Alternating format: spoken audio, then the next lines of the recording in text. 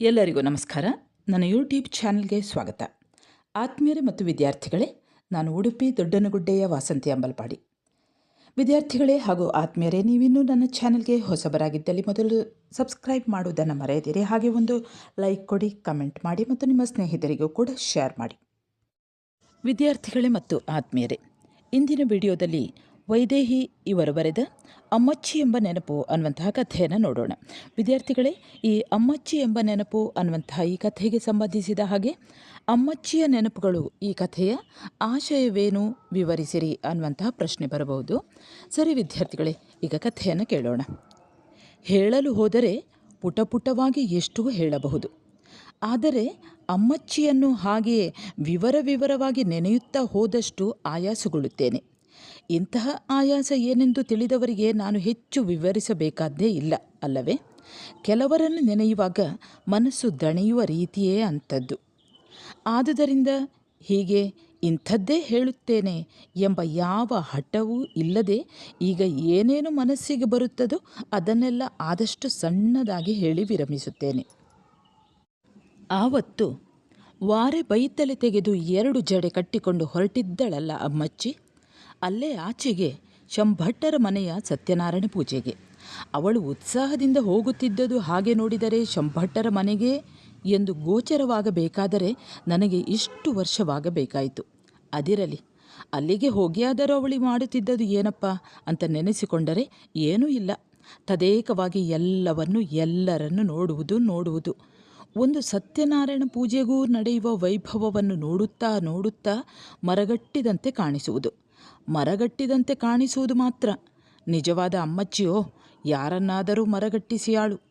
ಕೈಯಲ್ಲಿ 3 ಕಾಸು ಇಲ್ಲದೆಯೂ ಅಮ್ಮಚ್ಚಿಗೂ ನನಗೂ ಏನು ಸಂಬಂಧ, ಹೇಗೆ ಗೆಳೆತನ ಎಂಬುದು ಕೂಡ ಅನವಶ್ಯವಲ್ಲವೇ? ಅಮ್ಮಚ್ಚಿ ಮಾತಾಡುವ ಫೋರ್ಸಿಗೆ ಬಹುಶಃ ನಾನು ಮರುಳಾಗಿ ಬಿಟ್ಟಿರಬೇಕು. ಅವಳ ಬೀಸು ಮಾತಿಗೆ ಎಲ್ಲರೂ ಹೆದರುವವರೇ. ಅವಳ ಓರೆಗೆಯವರಂತೂ ಹತ್ತಿರ ಕೂಡ ಸುಳಿಯುತ್ತಿರಲಿಲ್ಲ. ಸುಳಿದರೂ ಅವರವರ ಮನೆಯವರು ಬೈದು ಜಬ್ಬು ಜರಿಸಿಕೊಳ್ಳುತ್ತಿದ್ದರು. ಅದೃಷ್ಟಕ್ಕೆ ಅವಳ ಜೊತೆಗೆ ನಾನಿದ್ದರೆ ನನ್ನನ್ನು ಮನೆಯಲ್ಲಿ ಯಾರೂ ಗದರಿಸಲಿಲ್ಲವಾದ್ದರಿಂದ ಬೇಸರವಾದಾಗಲೆಲ್ಲ ನನ್ನ ದೊಡ್ಡ ಗೆಳತಿಯೆಂದರೆ ಅಮ್ಮಚ್ಚಿ. ಅವಳ ಹಿಂದೆ ನಾನು ಅಥವಾ ಮುಂದೆ ನಾನು, ಅಥವಾ ಕೈ ಹಿಡಿದು ಅವಳ ಹೆಜ್ಜೆಯ ವೇಗಕ್ಕೆ ಸರಿತೂಗಿಸಲು 4 ಹೆಜ್ಜೆ ಕುಣಿಯುತ್ತಾ 4 ಹೆಜ್ಜೆ ನಡೆಯುತ್ತಾ ನಾನು. ಅವಳು ಏನು ಹೇಳುವಳು ಅದು ಅರ್ಥವಾಗಬೇಕೆಂತಲೂ ಇಲ್ಲದೆ ಹೂಂಗುಡುವುದು, ನಗುವುದು, ಹೋಗಲಿ ಬಿಡು ಎನ್ನುವುದು. ಹಾಗೇ ಹೊರಟಳಲ್ಲ 2 ಜಡೆ ಬಿಟ್ಟುಕೊಂಡು ಅಮ್ಮಚ್ಚಿ ಸತ್ಯನಾರಾಯಣ ಪೂಜೆಗೆ. ವೆಂಕಪ್ಪಯ್ಯ ದಾರಿಯಲ್ಲೇ ಸಿಕ್ಕಿದ. ಇದೇನಿಯ ಏಸ ಬೊಂಬಾಯಿ ಲೇಡಿಯ ಹಂಗೆ ವಾರೆ ಬತ್ತಲೆ, ಶಿಶಿ ನಡೆ ಮನೆಗೆ, ಸರಿಯಾಗಿ ಬಾಚಿಂಡು ಹೋಗು ಎಂದ. ಅದಕ್ಕೆ ಅಮ್ಮಚ್ಚಿ, ಹೋವಿಯ ನೀ ಮನೆಗೆ ಹೋವು, ಹೋಯಿದ್ದು ಗಡದ್ದು 1 ಲೋಟೆ ಚಾಯಿ ಕುಡಿಯ, ಅಮ್ಮನ ಹಕ್ಕೆ ಹೇಳು ಹೆಂಗೂ ಮಾಡಿ ಕೊಡುತ್ತಲು, ನನ್ನ ಸುದ್ದಿಗೆ ಮಿನಿ ಬರಳೆ ಬೋಳು ಮಂಡೆ ಕಾಕ, ನಿಂಗೆ ವಾರೆ ಬಿಡು, ಯಾವ ಬತ್ತಲೆಯೂ ತೆಗೆಯಗಾಗದ ಸಂಕಟಕ್ಕೆ ನನಗೆ ಯಾಕೆ ಹೇಳ್ತೆ ಎಂದವಳು ನನ್ನ ಕೈ ಹಿಡಿದು, ಬಾಯ ಬೀಸ ನೀನು, ಮೆಲ್ಲ ನಡೆದರೆ ಹೀಗೆ ನಾಯಿ ಸಂತಾನಗಳೆಲ್ಲ ಎದುರಾತು ಎಂದು ಎಳೆದುಕೊಂಡು ಮುಂದೆ ನಡೆದೇ ಬಿಟ್ಟಳು. ಸುಟ್ಟದು ಎಲ್ಲಿ ತಯಾರಾಯಿತೋ ನಮ್ಮ ಮನೆಗೆ ಅಂತೆಲ್ಲ ಗುಣಗುತ್ತಾ. ಕಾನೂನಿನವಳೆಂದೇ ಎಲ್ಲ ಹೇಳುವ ಅಮ್ಮಚ್ಚಿಯ ಕಾನೂನು ಎಂದರೆ ಹೀಗಿಂದೆ ವೆಂಕಪ್ಪಯ್ಯನಿಗೆ ಖುಷಿಯಿಲ್ಲವೆಂದು ತಾನು ಯಾಕೆ ವಾರೆ ಬೈತಲೆ ತೆಗೆಯಬಾರದು ಎಂಬಂಥದ್ದೇ. ದಾತಾರರೆಂಬವರು ಇಲ್ಲದ ಸೀತತ್ತೆಯ ಒಬ್ಬಳೇ ಮಗಳು ಅಮ್ಮಚ್ಚಿ. ಮನೆಯಲ್ಲಿ ಬೇರೆ ಗಂಡು ಬಲ ಎಂಬುದು ಇಲ್ಲ. ಸೀತತ್ತೆಯ ಸ್ಥಿತಿ ಹಾಗಾದಲಾಗಾಯ್ತಿಂದ ವೆಂಕಪ್ಪಯ್ಯನೇ ಎಲ್ಲದಕ್ಕೂ ಓಡಾಡಿದ ಹುಡುಗನಂತೆ. ತಂದೆ ಸಾಯುವಾಗ ಅಮ್ಮಚ್ಚಿಗೆ ಇನ್ನೂ 6 ತಿಂಗಳಷ್ಟೇ ಅಂತೆ. 12 ವರ್ಷದ ವೆಂಕಪ್ಪನನ್ನು ಸೀತತ್ತೆ ಅಲ್ಲಿ ಇಲ್ಲಿ ಓಡಲು, ಅದು ತರಲು ಇದು ತರಲು ಹೇಳುತ್ತಿದ್ದಳು. ಯಾರಿಲ್ಲದವ ಮನೆಯೆಂಬಂತೆಯೇ ಇದ್ದುಬಿಟ್ಟ. ಹೀಗೆ ಒಳಬಂದ ವೆಂಕಪ್ಪ ಬೆಳೆಯುತ್ತಾ ವೆಂಕಪ್ಪಯ್ಯನಾದ. ಅಮ್ಮಚ್ಚಿಯ ಹಕ್ಕುದಾರನೂ ತಾನೇ ಎಂಬಂತಾದ. ಅವಳನ್ನು ಮದುವೆಯಾಪುಗೆ ಇನ್ನು ಯಾವ ಪುಣ್ಯಾತ್ಮ ಬಪ್ಪ, ಮಗಳ ಚಿಂತೆ ನೀವು ಮಾಡಳೆ, ನಾನಿದ್ದೆ ಎಂದು ಸೀತತ್ತೆಯ ಹತ್ತಿರವೂ ಹೇಳುತ್ತಾ ಊರ ತುಂಬವೂ ಅದನ್ನೇ ತುಂಬಿಸುತ್ತಾ ಅಮ್ಮಚ್ಚಿಯ ಕಣ್ಣಲ್ಲಿ ದಿನವೂ ಅಸಹ್ಯವಾಗುತ್ತಾ ಇದ್ದ. ಗದ್ದೆ ಉಳುವ ಕೋಣವಾದರೂ ಇವನಿಗಿಂತ ಊಂಚು, ಒಡ್ಡ ಎಲ್ಲಿದೋ ಕಾಣ್, ಅವನನ್ನು ಕಂಡರೆ ನಿನ್ನ ಕಂಡಂಗೆ ಆತ್ ಎಂದು ಕುಟುಕುಟು ನಗುತ್ತಿದ್ದಳು ಅಮ್ಮಚ್ಚಿ. ನೋಡಿದರೆ ವೆಂಕಪ್ಪಯ್ಯನೇನು ಒಡ್ಡನಲ್ಲ. ಏನೋ ಅಮ್ಮಚ್ಚಿಯ ಮಾತೇ ಅರ್ಥವಾಗದೆಯೂ ನಾನು ನಗುತ್ತಿದ್ದೆ. ಓಯ್ ಸಾಣೆಮಂಡೆ ವೆಂಕಪ್ಪಯ್ಯ, ನೀನು ನಿಮ್ಮ ಚೀಟಿ ಜಪಾನಿಗೆ ಹೋತದ್ದು ಯಾವಾಗ ಎಂದು ಅವ ಆಚೀಚೆ ಹೋಗುವಾಗ ಅವನಿಗೆ ಕೇಳದಂತೆ ನನಗೆ ಮಾತ್ರ ಕೇಳುವಂತೆ ಅವಳು ಹೇಳಿದರೆ ಇದಾದರೆ ಸೈ ಅರ್ಥವಾಗುವುದೇ. ಪಾಪ ಫಳ ಫಳ ಹೊಳೆಯುವ ಅವನ ಬೋಳು ಮಂಡೆ ಇದ್ಯಾವ ಗೋಚರವೂ ಇಲ್ಲದೆ ಅತ್ತ ಸಾಗಿದಾಗ ನಗದೇ ಇರುವುದಾದರೂ ಹೇಗೆ? ಮಾತಿಗೊಂದು ನಗೆಯ ಗ್ಯಾರಂಟಿ ಸಿಕ್ಕಿದರೆ ಮಾತನಾಡುವವರಿಗೂ ಹುರುಪು ಬರುತ್ತದಷ್ಟೆ. ಅಮ್ಮಚ್ಚಿ ಮತ್ತು ನನ್ನ ಜೊತೆ ಹಾಗಿತ್ತು. ಆವತ್ತೊಂದು ದಿನ ಪೇಟೆಗೆ ಹೋಪಯ್ಯ ಎಂದಳು ಅಮ್ಮಚ್ಚಿ. ಹೋ, ಅಲ್ಲಿಂದ ದೇವಸ್ಥಾನಕ್ಕೆ ಹೋಪ? ಹ್ಞೂ. ಅಲ್ಲಿಂದ ಅಮ್ಮ ಮನೆಗೆ ಏನಾರು ಸಾಮಾನು ಗೀಮಾನು ಬೇಕಾ? ಬೇಕಾರೆ ನೀ ಎಂತಕ್ಕೆ ಕೊಂಡರ್ತದೀಗ? ಅದು ನೆಪಲೆ ಪೇಟೆ ಮೆರವಣಿಗೆ ಮಾಡುಗ ಎಂಕಪ್ಪಯ್ಯ ತರ್ತ. ಯಾಕೆ ಯಾಕೆ ಅವಂಗೆ ಹೇಳ್ತದೆ? ಒಂದು ಕಾಲಲ್ಲೇ ಅವ ಬೇಕಾಯಿತು, ಹೇಳಿ ಆಯಿತು, ತರಿಸಿಂಡಾಯಿತು. ಇನ್ನೂ ಯಾಕೆ ಅವ ನಮಗೆ? ನಾನಿಲ್ಲಯ್ಯ, ನನಗೆ ತಿಳಿತಿಲ್ಲಯ್ಯ, ನನಗೆ ಹೇಳಗಾಗದ? ಹಾಗಾದರೆ ಸೈ ಮಾರಾಯ್ತಿ, ಹೋವು ನೀನೆ ಅಂತ ಬೇಕಾದ ಸಾಮಾನುಗಳನ್ನು ಹೇಳಿದರು. ದುಡ್ಡು ಕೊಟ್ಟರು ಸೀತತ್ತೆ. ಏನು ಪುಣ್ಯವೋ ಅಷ್ಟು ಬೇಗ ಒಪ್ಪಿದ್ದು. ಅಮ್ಮಚ್ಚಿಯ ಮುಖ ಆಗಿದ್ದೆಂದರೆ ಬಾ ಬಾ ಬಾ ಹೊರಡುವ, ಇನ್ನು ಈ ಸನ್ನಿ ಮೀರಿದವ ಬಂದರೆ ಜಂಬರ ಎಲ್ಲ ಅಡಿಮೇಲು ಎಂದು ಅವಸರದಿಂದ ಒಳಗೆ ಓಡಿದಳು. ಜಡೆ ಬಿಚ್ಚಿ ತಲೆ ಬಾಚಿಕೊಂಡು ಹೆಣೆಯದ ಹಾಗೆಯೇ ಕಟ್ಟಿಕೊಂಡಳು. ಅದು ರೂಮು ಹಾರುವಾಗ ಹೆಂಗೆ ಕಾಣ್ತೀಯ ನನಗೆ ಒಂಬುತ್ತಾ ಎಂದು ಉತ್ಸಾಹ ತಾಳಿದಳು. ಖಾಲಿಯಾಗುತ್ತಾ ಬಂದಿದ್ದ ಹಿಮಾಲಯನ್ ಬುಕೆಯ ಉದ್ದ ಕರಡಿಗೆ ಬುಡವನ್ನು ಬಡಿದು ತನ್ನ ಪುಟ್ಟ ಡಬ್ಬಿಗೆ ಪೌಡರು ಉದುರಿಸಿಕೊಂಡಳು. ಒಂದು ಡಬ್ಬಿ ತೆಗೆದುಕೊಂಡರೆ ವರ್ಷವಿಡೀ ಸಾಕಂತೆ ಅವಳಿಗೆ. ಅಮ್ಮ ಹೆಂಗೂ ಪೌಡರ್ ಗಿವ್ಡರ್ ಹಚ್ಚಂತಿಲ್ದೆ, ಅವಳು ಹಚ್ಚಿಂಡ್ರೆ ಅದೆಂಥದ್ದು ಇಲ್ಲೇ. ಜಾಸ್ತಿ ಎಂದರೆ ಆಚೀಚೆ ಹೋಪಿಗೆ ಉಂಚು ಪರಿಮಳ ಬಕ್ಕು. ಅವಳಿಗೆ ಬೇಡ ಉಂಬ್ರು. ಯಾರು ಏನಾನು ಹೇಳ್ತರೋ ಅಂದು ಅಂಜಿಕೆ. ಆ ಹೇಳ್ತ್ರವ್ರು ಉಂಟಲ್ಲ, ಮೂರಿ ಬಂದರಾರೂ ಸಹಿಸಿಂತೋ ಪರಿಮಳನ್ನು ಸಹಿಸಿಂತಿಲ್ಲೆ ಎನ್ನುತ್ತಾ ಮುಖಕ್ಕೆ ಬಡಬಡ ಪೌಡರು ಹೊಡೆದುಕೊಂಡು ತಿಕ್ಕಿ ಒರೆಸಿಕೊಂಡಳು. ನನ್ನ ಮುಖಕ್ಕೂ ಪೌಡರು ಹೊಡೆದು ಲಾಲಗಂಧ ಇಟ್ಟಳು. ಅಮ್ಮಚ್ಚಿ ಹೊರಡುವಾಗ ಹೀಗೆ ಸಂಭ್ರಮವೇ ಹೊರಡುತ್ತದೆ. ಆದರೆ ಆಗಲೇ ಹೇಳಿದ್ದಂತೆ ಹೊರಡುವುದಾದರೂ ಎಲ್ಲಿಗೆ ಅಂತ ಬೇಕಲ್ಲ. ಅಪ್ಪ ಸತ್ತ ಮೇಲೆ ನಮ್ಮನ್ನು ಮೂಸಿದವರುಂಟ? ಆಚೆ ಅಪ್ಪನ ಕಡೆಯಿಂದಲೂ ಇಲ್ಲೇ, ಈಚೆ ಅಮ್ಮನ ಕಡೆಯಿಂದಲೂ ಇಲ್ಲೇ. ಹೋತದು ಬಪ್ಪನಾಡು ಜಾತ್ರೆಗೆ, ಅದೂ ಇಲ್ಲದ್ರೆ ಏನು ಮಾಡಗಿತ್ತು ಎಂದು ನಕ್ಕಳು. ಯಾರೂ ಇಲ್ಲದಕ್ಕೆ ಆ ಯಂಕಪ್ಪಯ್ಯ ಸವಾರಿ ಮಾಡ್ತಾ, ಅವಂಗೆ ಸಾವು ಬರ್ತಿಲ್ಲ ಅಲ್ದ ಎನ್ನುತ್ತಾ ಸೀರೆ ಉಟ್ಟಳು. ಸೆರಗು ಪಟ್ಟಿ ಮಾಡಿಕೊಂಡಳು. ಎರಡೂ ಅಂಚುಗಳು ಸರಿಯಾಗಿ ಕಾಣುವ ಹಾಗೆ 3 ಪಟ್ಟಿ ಮಾಡಿಕೊಂಡಳು. ನಿಂಗೆ ಪಿನ್ನು ಕುತ್ತಿಗೆ ತೆಳಿತಾ? ಅದು ಒಂಚೂರು ಹಿಂದೆ ಕುತ್ತಗು ಕಾಂಬ ಕುತ್ತು. ನಾನು ಅವಳು ಹೇಳಿದಲ್ಲಿಗೆ ಪಟ್ಟಿ ಸೆರಗಿಗೂ ರವಕೆಗೂ ಹೊಂದಿಸಿ ಪಿನ್ನು ಕುತ್ತಿದೆ. ಹಾಂ, ಹೀಗೆ ನೀನೊಬ್ಬಳು ನನಗೆ ಸಾರಥಿ. ನೀನೂ ಇಲ್ಲದ್ರೆ ಏನು ಮಾಡಗಿತ್ತು ನಾನು ಎಂದಳು. ಇದ್ದದ್ದನ್ನು ಹೇಳುತ್ತಾ ಇಲ್ಲದಿದ್ದರೆ ಎಂದು ಚಿಂತಿಸುವ ಅಮ್ಮಚ್ಚಿ. ನಕ್ಕರೆ ಅವಳ ಗೆರಸಿ ಮುಖ ಅರಳಿದ ಕಮಲದ ಹಾಗೆ ಎನ್ನುತ್ತಾರಲ್ಲ, ಅದೇ ಗೆಲು ನಮಗೂ ಹರಡಿಕೊಳ್ಳುತ್ತದೆ. ಅವಳು ಒಂದು ನಕ್ಕರೆ ಎದುರಿಗಿರುವವರು 4 ನಗಬೇಕು, ಹಿತವಿದ್ದರೆ. ಸಣ್ಣ ಉರುಟು ಕನ್ನಡಿಯಲ್ಲಿ ಆಚೆ ಬಗ್ಗಿ ಈಚೆ ಬಗ್ಗಿ ಹಿಂದೆ ಹೋಗಿ ಚೂರೇ ನೋಡಿಕೊಳ್ಳುತ್ತಾ, ಅಲ್ಲ ಶಂಭಟ್ಟರ ಮನೇಲೆ ಗೊತ್ತುಂಟ ಎಷ್ಟುದ್ದ ಕನ್ನಡಿ, ಮೇಲಿಂದ ಹಿಡಿದು ಕೆಳಗಿನವರೆಗೆ ಕಾಣುತ್ತೆ. ಇದಯ ಎಲ್ಲಂತೆ ಮಾಯಿಯ ಕೋಣೆಲೆ. ಮಾಯಿಗೆ ಎಂಥ ಗಮ್ಮತ್ತು ಕಾಣೆ. ಎಂಥ ಗಮ್ಮತ್ತು? ಸಣ್ಣ ಉರುಟು ಕನ್ನಡಿಯಲ್ಲಿ ಆಚೆ ಬಗ್ಗಿ ಈಚೆ ಬಗ್ಗಿ ಹಿಂದೆ ಹೋಗಿ ಚೂರೇ ನೋಡಿಕೊಳ್ಳುತ್ತಾ, ಅಲ್ಲ ಶಂಭಟ್ಟರ ಮನೇಲೆ ಗೊತ್ತುಂಟ ಎಷ್ಟುದ್ದ ಕನ್ನಡಿ, ಮೇಲಿಂದ ಹಿಡಿದು ಕೆಳಗಿನವರೆಗೆ ಕಾಣುತ್ತೆ. ಇದಯ ಎಲ್ಲಂತ ಮಾಯಿಯ ಕೋಣೆಲೆ. ಮಾಯಿಗೆ ಎಂಥ ಗಮ್ಮತ್ತು ಕಾಣೆ. ಎಂಥ ಗಮ್ಮತ್ತು? ಥೂ, ನಿಂಗೆ ಗೊತ್ತಾತಿಲ್ಲೆ. ನೀ ಉಂಚ ದೊಡ್ಡವಳಾಗು. ಅಲ್ಲ ಅಷ್ಟು ದೊಡ್ಡ ಕನ್ನಡಿ ಮಾಯಿಗೆ ಬೇಕಾ? ಮೇಲಿಂದ ಕೆಳಗಿನವರೆಗೆ ಕಂಡಿಂತ್ರ ಹಂಗಂದ್ರೆ ಕಂಡಿಂಬುಗೆ ಅವರಿಗೆ ಎಂಥ ಉಳಿದಿಂತ ಅಂತ ಬೇಡ್ದ? ಆ ಕನ್ನಡಿ ನಂಗಾರು ಇದ್ದಿಪ್ರೆ ಎಂದಳು. ಹಾಂ, ಅಂತೂ ಶೋಕು ಮುಗಿಯಿತು. ಇನ್ನೇನು ಹೊರಡಬೇಕು. ಬಂದೇ ಬಿಟ್ಟ ವೆಂಕಪ್ಪಯ್ಯ. ಬಂತಲ್ಲ ಯಂಕಪ್ಪಯ್ಯನ ಕೋಲ. ಅಮ್ಮಚ್ಚಿಯ ಮುಖ ಕಂದಿದಂತೆ ಕಾಣಿಸಿ ನಾನೆಂದೆ, ಎಂಕಪ್ಪಯ್ಯ ಅಲ್ಲವ, ಕುಂಕಪ್ಪಯ್ಯ. ಸೈ. ಅಮ್ಮಚ್ಚಿ ಒಂದು ನಕ್ಕಿದ್ದೆಂದರೆ ಬಿದ್ದು ಬಿದ್ದು ನಕ್ಕಳು. ನೀನೊಬ್ಬಳೇ ಈ ಪ್ರಪಂಚಲೇ ಸಮ, ಮತ್ತು ಯಾರು ಸಮ ಇಲ್ಲೇ ಕಾಣು. ಒಬ್ಬರಿಗಾದರೂ ಅವ ಕುಂಕಪ್ಪಯ್ಯನ ಹಾಗೆ ಕಾಣ್ತಾನ ಎನ್ನುತ್ತಾ, ಹಾಗಾದರೆ ಅಂದು ನಾನು ಒಟ್ಟಾರೆ ಹೇಳಿದ ಕುಂಕಪ್ಪಯ್ಯ ಎಂಬುದಕ್ಕೆ ಏನೋ ವಿಶೇಷ ಅರ್ಥ ಇರಬೇಕಂತ ನಾನು ಎಷ್ಟು ದಿನ ಗಟ್ಟಿ ನಂಬಿಕೊಂಡಿದ್ದೆ. ವೆಂಕಪ್ಪಯ್ಯ ಬಂದ. ಏನು ಏನು ಏನು ಕೋಲ ಕಟ್ಟಿಂಡು ಹೊರಡುತ್ತ ಎಲ್ಲಿಗೆ ಮೆರವಣಿಗೆ? ಟೋಕರಗುಡ್ಡೆಗೆ. ಎಂಥದಕ್ಕೆ? ಹೊರಗೆ ಹೋತದೀಗ? ಸಂಕಪಾಸಣ ತಗಂಬಿಗೆ. ದಾರಿ ಬಿಡಿಯ ನೀನು. ಆತ ದಾರಿ ಬಿಡದೆ ಏನು ಯಾಸ ತಕೊಂಡು ಹೋತ ಪೇಟೆಯವ ಹಂಗೆ. ಛೇ, ಎದೆ ಎರಡೂ ಕಾಣ್ತಾ ಹಂಗೆ ಪಟ್ಟಿ ಸೆರಗ ಹಾಸಿಂಡು ಹೊರಟೆಯಲ್ಲ, ಯಾರ ಮರ್ಯಾದೆ ತೆಗೆಗೆ ಎಂದ. ಅವ ಅಮ್ಮಚ್ಚಿಗೆ ಬೈದರೂ ಜೊತೆಗಿದ್ದ ನನಗೂ ಆ ಬೈಗುಳದ ಬಿಸಿಯನ್ನು ಹೇಗೆ ತಾಕಿಸುತ್ತಿದ್ದ. ಅಮ್ಮಚ್ಚಿ ದುರುಗುಟ್ಟಿ ಅವನನ್ನೇ ನೋಡುತ್ತಾ, ನೀವು ಹೋವುಯ ಕೋಮಣ ಬಿಟ್ಟಿಂದು ಎಲ್ಲಿಗೆ ಬೇಕಾರೆ ನಾ ಕೇಳುತ್ತನ? ನಾನು ನನಗೆ ಬೇಕಾದ ಹಾಗೆ ಹೊರಟ್ರೆ ನಿಂಗೆ ಯಾಕೆ ಕಿಚ್ಚು? ನಡೆ ಒಳಗೆ ಅಂದೆ. ನೀ ಯಾರು ನನಗೆ ಹೇಳುಗೆ ಅಂದೆ? ಕಾಲು ಮುರಿತೆ. ನಾನೇನು ಬಾಯಿಗೆ ಕಡಲೆಕಾಳು ಬೀಸಿಂತ ಕುಳ್ಕಂತನ? ವೆಂಕಪ್ಪಯ್ಯ ಸೀತತ್ತೆಯನ್ನು ಕರೆದ. ಹೀಗೆಲ್ಲ ಮಾಡಿಂಡು ಇವಳು ಪೇಟೆಗೆ ಹೊರಡ್ತದೆ, ಬಾಸಾಯಿ ತಿಂತದೆ. ಯಾಕೆ ಬೇಕಾ ಈಗ? ಪೇಟೆ ಸಾಮಾನು ಬೇಕಾದ್ರೆ ನಾನು ಕೊಂಡಂದು ಕೊಡ್ತಿಲ್ಲಯ್ಯ ಮುಂತಾಗಿ ಹೇಳುತ್ತಾ ಕಡೆಯ ಬಾಣವಾಗಿ, ನಿಮಗೆ ಗೊತ್ತಿಲ್ಲದೆ ಇವಳು ಪೇಟೆ ಅಂದು ಹೋತದು ಆ ಶಂಭಟ್ಟರ ಮನೆಗಲ್ದ. ಅವರ ಮನೆ ಜಗಲಿ ಕಾಸುತ್ತದೆ, ಬಾಯಿ ಕಳ್ದು ನಗಾಡ್ತದೆ. ಅವು ಇವಳ ಹಲ್ಲೆಲ್ಲ ಲೆಕ್ಕ ಮಾಡಿಂತವು. ಸುಳ್ಳು ಸುಳ್ಳು ಸೀತತ್ತೆ ಎಂದು ನಾನು ಕಷ್ಟಪಟ್ಟು ಕೂಗಿದ್ದು ಸೀತತ್ತೆಗೆ ಕೇಳಿಸುವುದೇ ಇಲ್ಲ. ಶುರು ಮಾಡಿ ಆಯ್ತು ಅವರು.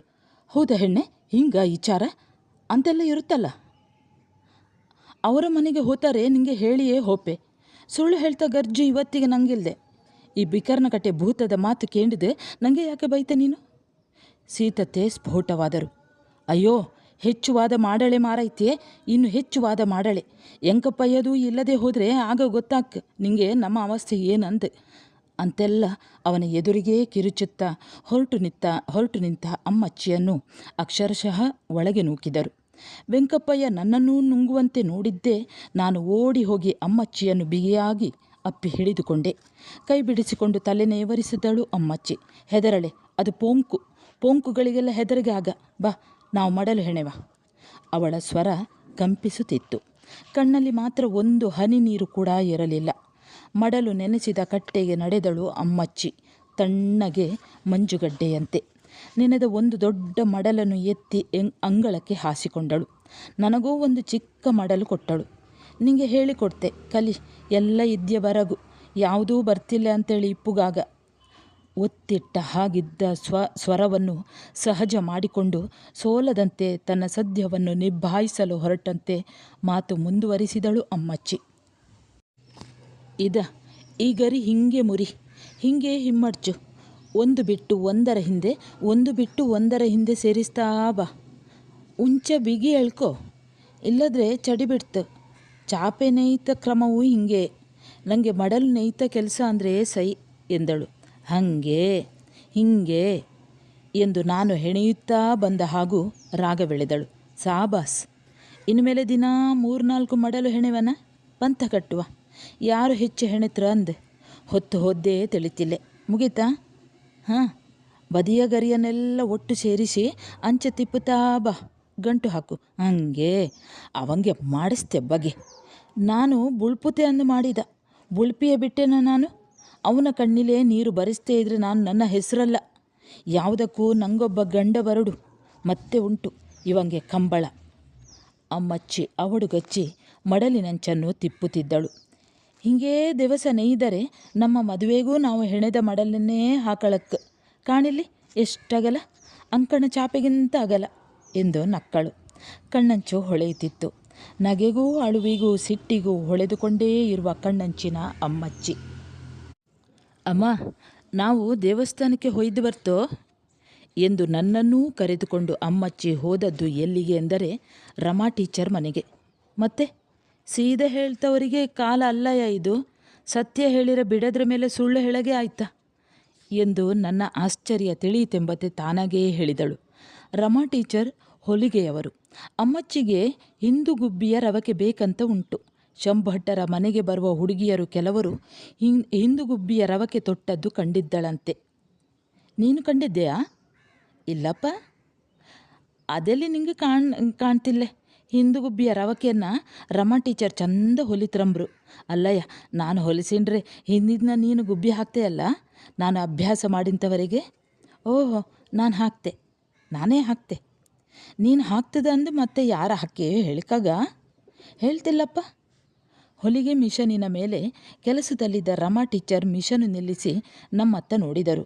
ಏನು ಬಂದಿರಿ ಎಂಬಂತೆ ಅರ್ಧ ಹೊಲಿಯುತ್ತಿರುವ ಬಟ್ಟೆಯನ್ನು ಅರ್ಧ ನಮ್ಮನ್ನೂ ನೋಡುತ್ತಾ ಹುಬ್ಬೇರಿಸಿ ಇಳಿಸಿದರು. ರವಕೆ ಬಟ್ಟೆಯನ್ನು ರಮಾ ಟೀಚರ್ಗೆ ಕೊಟ್ಟಳು ಅಮ್ಮಚ್ಚಿ. ಹಿಂದುಗುಬ್ಬಿ ಇಡಿ ಟೀಚರ್, ಅಮ್ಮನಿಗೆ ಹೇಳುವುದು ಬೇಡ, ಅದರ ವಿಚಾರ ನಾನು ನೋಡಿಕೊಳ್ಳುತ್ತೇನೆ ಎಂದಳು.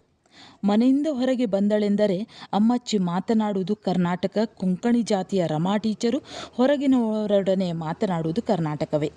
ರಮಾ ಟೀಚರ್ ಟೇಪು ಬಿಚ್ಚಿ ಅಳತೆ ತೆಗೆದುಕೊಳ್ಳುತ್ತಿದ್ದರೆ ಅದರ ಜೊತೆಗೆ ಒಳಗೆ ನಗುತ್ತಿದ್ದಾರೆ ಅಂತಲೂ ಕಂಡಿತು. ಅಮ್ಮಚ್ಚಿ ಹಿಂದುಗುಬ್ಬಿಯ ರವಕೆ ಆಸೆ ಪಟ್ಟರೆ ಏನೋ ತಮಾಷೆ ಕೇಳಿದ ಹಾಗೆ ರಮಾ ಟೀಚರ್ ಯಾಕೆ ನಗಬೇಕು? ಎಲ್ಲ ಮುಗಿದ ಮೇಲೆ, ಅಲ್ಲವನ ಅಮ್ಮಚ್ಚಿ, ಬ್ಯಾಕ್ ಬಟನ್ ಬ್ಲೌಸ್ ಹೊಲಿಯಬಹುದು, ಕಷ್ಟವಲ್ಲ. ಆದರೆ ವೆಂಕಪ್ಪಯ್ಯ ಕೊನೆಗೆ ನನಗೆ ಬಂದು ಗಲಾಟೆ ಮಾಡಿದರೆ ಅವನಿಗೆ ಇದೆಲ್ಲ ಖುಷಿ ಇದ್ದ ಹಾಗೆ ಕಾಣುವುದಿಲ್ಲ ಎಂದರು. ಹಳಬೆ ರಮಾ ಟೀಚರ್ಗೆ ಊರಿನ ಎಲ್ಲರೂ ಗೊತ್ತು, ಎಲ್ಲರ ಮನೆಯ ವಿಚಾರವೂ ಗೊತ್ತು, ಎಲ್ಲರಿಗೂ ರಮಾ ಟೀಚರ್ ಗೊತ್ತು. ಆದರೆ ಅಮ್ಮಚ್ಚಿ ಅಷ್ಟಕ್ಕೆ ಹೆದರುವವಳೆ. ಹಾಂ, ಏನಂದಿರಿ ಟೀಚರ್? ಅವ ಯಾವ ದೊಡ್ಡ ಗುರಿಕಾರ ನಿಮಗೆ ಗಲಾಟೆ ಮಾಡಲಿಕ್ಕೆ? ಇದು ನನ್ನ ರವಕೆ, ನನಗೆ ಬೇಕಾದ ಹಾಗೆ ಹೊಲಿಯಿರಿ. ಅವಳ ಆಜ್ಞೆಯ ದನಿ ಕೇಳಿ ರಮಾ ಟೀಚರಿಗೆ ಮತ್ತಷ್ಟು ಮುಸಿನಗೆ. ಅಮ್ಮಚ್ಚಿ ಹೇಳುವಷ್ಟು ಹೇಳಿ ಒಂದು ನಿಟ್ಟುಸಿರು ಬಿಟ್ಟು ಅಲ್ಲಿಂದ ಎದ್ದಳು. ದಾರಿಯಲ್ಲಿ ಮೌನವಾಗಿಯೇ ಸಾಗುತ್ತಾ ಸುಮಾರು ಹೊತ್ತಿನ ಮೇಲೆ, ಏನು ಹಾಂಕಾರಿ, ನಾನು ಹೇಳ್ತದ್ದು ಕೇಳ್ತಿಲ್ಲ ಆ ಟೀಚರ್ತಿಗೆ? ಎಂಕಪ್ಪಯ್ಯ ಉಮ್ರು, ಎಂ ಕಪ್ಪಯ್ಯ, ಅವ ಯಾರು ಹೇಳುಗ? ಅವಳ ಏನಂತಿ ಎಂಬುದಕ್ಕೆ ಉಂಗುಡಲು ನಾನಿದ್ದೆ. ಶಂಭಟ್ಟರ ಮನೆ ದೂರದಿಂದ ಕಾಣಿಸಿತು. ಹೋಗಳಾಯಿಪ್ಪು ಅಲ್ಲಿಗೆ, ಕಸ್ತಲಾಪುಗೆ ಇನ್ನೂ ಸುಮಾರು ಹೊತ್ತು ಉಂಟು. ಬೇಡ, ಈಗ ಬೇಡ. ಎಲ್ಲಾದರೂ ಆ ಕುದ್ರಾಳು ಹಾವು ಕಾಂಬು ಶಂಭಟ್ಟರ ಮಗ ಬರ್ತಾ ಅಂಬ್ರಲ್ದ, ಗೊತ್ತುಂಟ ನಿಂಗೆ? ಅವ ಇದ್ದೆ ಕಲಿತು ಮುಗಿತುಂಬ್ರು, ಇನ್ಮೇಲೆ ತೋಟ ಕಂಡಿಂತ ಉಂಬ್ರು. ಅವಂಗೆ ಹಳ್ಳಿ ಹುಡುಗಿನ ಮದುವೆ ಮಾಡಿದ್ದು ಮನೇಲೇ ಕೂಡಿಸ್ತಾ ಅಂದಾಜುಂಬ್ರಲ್ಲ, ಅದೇ ಒಳ್ಳೇದಲ್ಲಯ್ಯ. ಆದರೆ ಅವನ ಅಬ್ಬೆ ಉಂಟಲ್ಲ, ದೊಡ್ಡ ಗಜಾಲಿ, ಗಂಡಂಗೆ ಬೇಕಾರೆ 4 ಹಾಕುಗೂ ರೆಡಿ ಅಂಬ್ರು. ಕೇಣಿಯಾ? ಕಂಡಿದ್ದೆ ಅವನ ಶಂಭಟ್ರ ಮಗನ್ನ. ಅವ ಬಂದ ಮೇಲೆ ಒಮ್ಮೆ ಹೋಪ, ಏನಾರು ನೆಪ ಮಾಡಿಂಡು ನಿಂಗೆ ತೋರಿಸ್ತೆ. ಅವ ಮಾತಾಡ್ತಾ ಅಪ್ಪ, ಎಷ್ಟು ಬೇಕಾರೋ ಮಾತಾಡ್ತಾ, ಹಮ್ಮಿಗೆ ಮುಂಚೂರೂ ಇಲ್ಲದೆ. ರಮಾ ಟೀಚರು ಈ ಸಲ ರವಕೆಯನ್ನು ವೆಂಕಪ್ಪಯ್ಯನ ಹತ್ತಿರ ಮನೆಗೆ ಕಳಿಸಿಕೊಟ್ಟರು. ಅಮ್ಮಚ್ಚಿ ಪ್ಯಾಕೆಟು ತೆಗೆದುಕೊಂಡು ಹೇಗಾಗುತ್ತದೆ ನೋಡುವ ಅಂತ ಒಳಗೆ ಹೋಗುವಾಗ ನೀರಿನಲ್ಲಿ ನೆನೆಸಿದ ಒಣ ಬಾಳೆ ಸಿಪ್ಪೆಯಿಂದ ಹಗ್ಗ ಸಿಗಿಯುತ್ತಾ ಪಿಂಡೆ ಕಟ್ಟುತ್ತಾ ಇದ್ದ ಸೀತತ್ತೆಯನ್ನು ನೋಡಿ ವೆಂಕಪ್ಪಯ್ಯ ಮೆಲುನಕ್ಕ. ಅವ ನಕ್ಕದ್ದು ನನ್ನ ಕಣ್ಣಿಗೆ ಬಿತ್ತೆಂದು ನನ್ನನ್ನೊಮ್ಮೆ ಅಪರಾಧಿಯನ್ನು ನೋಡುವಂತೆ ನೋಡಿ, ಮಾಲಾಶ್ಮಿ ಮಾಯಿಗೆ ಹೇಳಗು, ಅಮ್ಮಚ್ಚಿಯ ಸಂಗಡ ನಿಮ್ಮ ಮಗಳನ್ನು ಹೆಚ್ಚು ಬಿಡಳೆ, ಅವಳು ಹಾಳತ್ಲು ಅಂದು ಎಂದು ನನಗೆ ಕೇಳುವಂತೆ ನುಡಿದು ಸೀತತ್ತೆಗೆ ಕಾಣದಂತೆ ಕಣ್ಣಲ್ಲೇ ಹೆದರಿಸಿದ.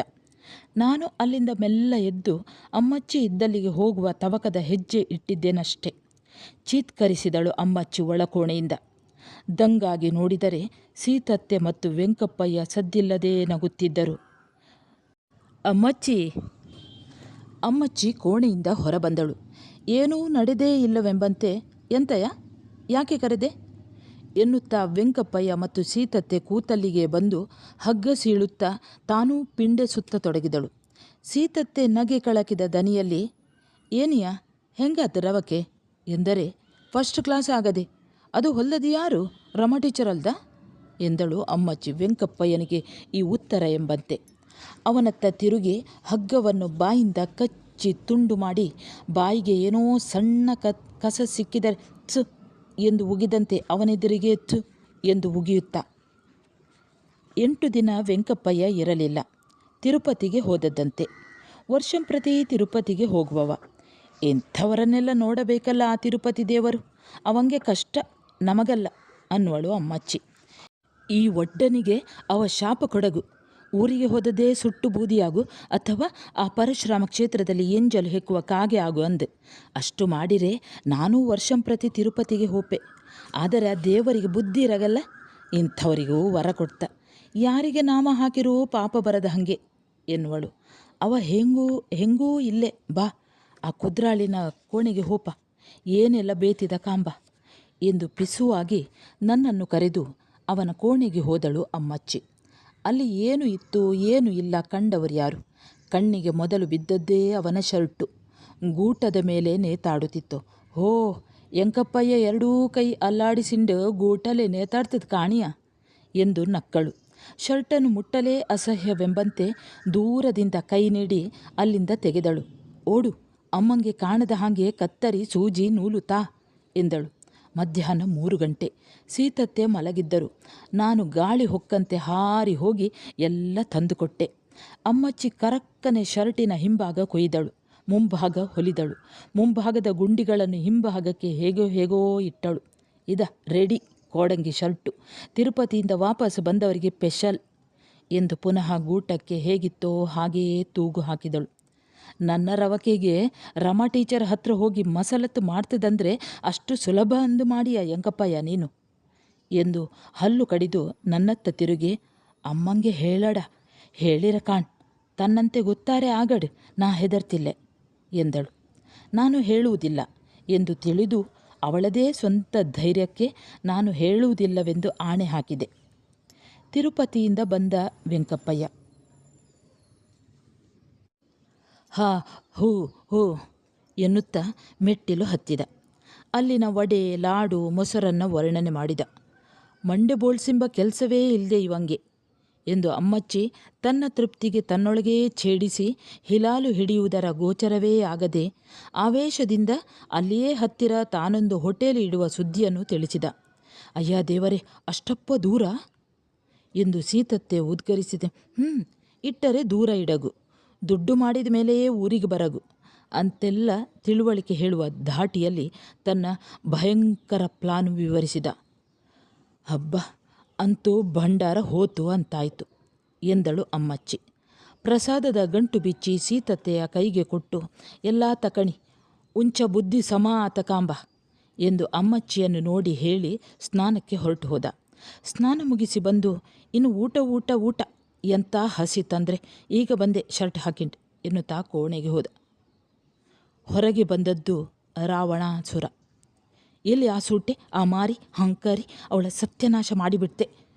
ಕೂಗಿಗೆ ಹೆದರಿ ಉಪ್ಪರಿಗೆ ಮೆಟ್ಟಿಲಿನ ಮೂಲೆಗೆ ಓಡಿ ಕುಳಿತುಕೊಂಡ ನನ್ನನ್ನು ಅನಾಮತ್ತು ಎತ್ತಿ, ಎಲ್ಲಿ ಹೇಳು, ಹೇಳ್ತೀಯಾ ಇಲ್ಲ 2 ಬಾರ್ಸಗ. ಸೀತತ್ತೆ ಗಾಬರಿಂದ, ಏನಾಯ್ತೀಗ ಬರ್ತರೊಳಗೆ ರಂಡಿ ಏನು ಮಾಡ್ತೆ ಎಂದರೆ ಅದಕ್ಕೆ ಉತ್ತರಿಸದೆ ಹಿಡಿತ ಇನ್ನಷ್ಟು ಬಿಗಿ ಮಾಡಿ, ಎಲ್ಲಿ ಅದೇ ಎಂದು ಮತ್ತೆ ಕೇಳಿದ. ಅಮ್ಮಚ್ಚಿ ಬಂದು ತಳಿಕಂಡಿಗೊರಗಿ ಕಿಲಿಕಿಲಿ ನಗುತ್ತಾ ನಿಂತದ್ದು ಕಾಣಿಸಿತು. ಏನು, ತಿರುಪತಿಗೆ ಹೋದ್ದೆ ಕಣ್ಣು ಮೇಲಾಯ್ತಾ? ನಾನು ಇಲ್ಲೇ ಇದ್ದೆ, ಕಾಣ್ತಿಲ್ಲೆಯ? ಆ ಮಗುನ್ನ ಯಾಕೆ ಹಿಂಸೆ ಮಾಡ್ತೆ? ಆಗ ವೆಂಕಪ್ಪಯ್ಯ ನನ್ನನ್ನು ಅಲ್ಲಿಯೇ ಧಡಕ್ಕ ಹೊತ್ತು ಹಾಕಿ, ಏನಂದೆ ಎನ್ನುತ್ತಾ ಅವಳತ್ತ ನುಗ್ಗಿ ಅವಳ ಜಡೆಬುಡಕ್ಕೆ ಕೈ ಹಾಕಿ ದರದರನೆ ಎಳೆಯುತ್ತಾ ಸೀದಾ ತನ್ನ ಕೋಣೆಗೆ ಹೋಗಿ ಬಾಗಿಲು ಹಾಕಿಕೊಂಡ. ಅಯ್ಯೋ ಏನಪ್ಪ ಇದೆಲ್ಲ, ನನಗೆ ಕಾಂಬಿಗೆ ಆತಿಲ್ಲೆ. ಎಂಕಪ್ಪಯ್ಯ ಬಾಗಿಲು ತೆರೆ, ಎಂಕಪ್ಪಯ್ಯ, ಅಯ್ಯೋ ಮಾರಿ ಹೆಣ್ಣೆ ಎಂದು ಎದೆ ಒಡೆದಂತೆ ಕೂಗಿಕೊಂಡರು ಸೀತತ್ತೆ. ಕ್ಷಣದಲ್ಲಿ ಕೋಣೆಯ ಬಾಗಿಲು ತೆರೆಯಿತು. ಅಮ್ಮಚ್ಚಿ ಹೊರಗೆ ಬಂದಳು. ಮುಖ ಧಗಿಸುತ್ತಿತ್ತು. ತುಟಿ ಒಡೆದು ರಕ್ತ ಒಸರುತ್ತಿತ್ತು. ಅಮ್ಮಚ್ಚಿ, ರಕ್ತ!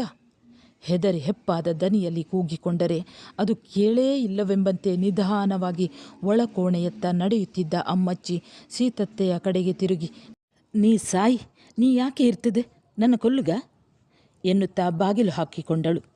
ವೆಂಕಪ್ಪಯ್ಯ ಕೋಣೆಯೊಳಗೆ ಗುಮ್ಮ ಕುಳಿತ.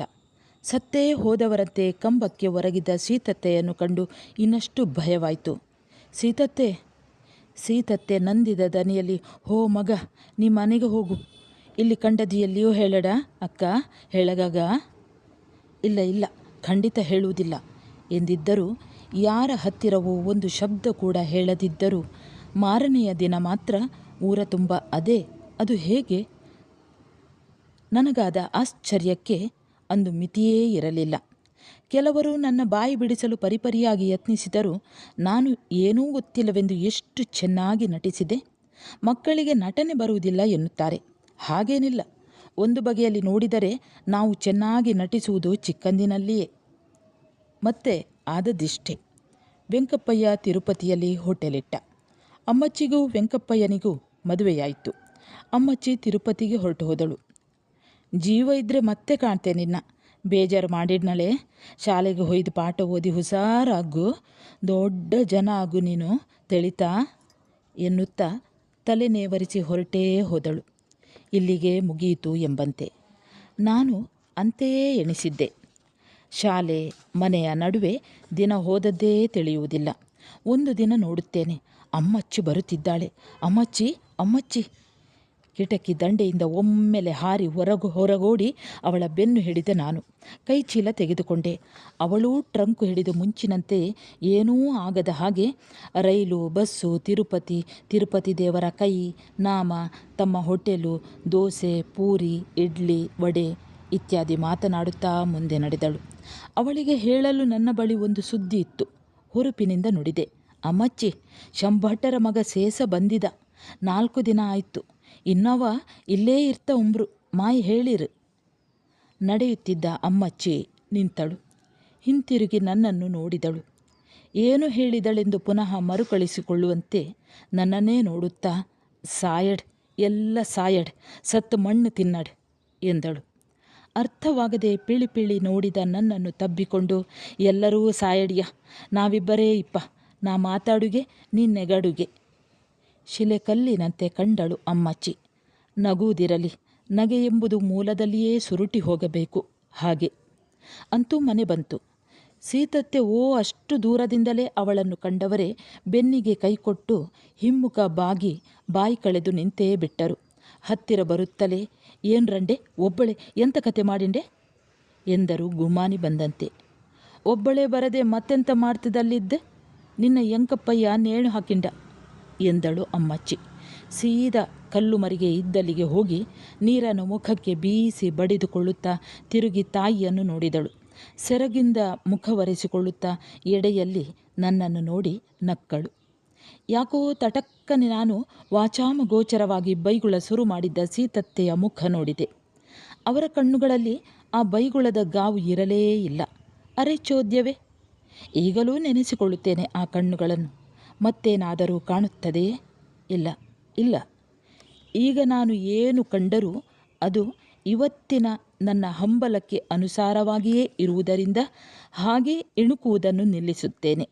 ಸೆರಗಿನಿಂದ ಮುಖ ಒರೆಸಿಕೊಳ್ಳುತ್ತಾ ಎಡೆಯಲ್ಲಿ ಮಿಣಕ್ಕನೆ ಮುಚ್ಚಿ ತೆರೆದು ನಕ್ಕ ಅಮ್ಮಚ್ಚಿಯ ಕಣ್ಣುಗಳನ್ನೇ ನೆನೆಯುತ್ತೇನೆ. ಸರಿ ವಿದ್ಯಾರ್ಥಿಗಳೇ, ವೈದೇಹಿ ಅವರು ಬರೆದ ಅಮ್ಮಚ್ಚಿ ಎಂಬ ನೆನಪು ಇಲ್ಲಿಗೆ ಮುಕ್ತಾಯವಾಗ್ತದೆ. ಮುಂದೆ ಹೊಸ ಒಂದು ವಿಡಿಯೋದೊಂದಿಗೆ ಮತ್ತೆ ಬರುತ್ತೇನೆ. ಅಲ್ಲಿಯವರೆಗೆ ನಮಸ್ಕಾರ.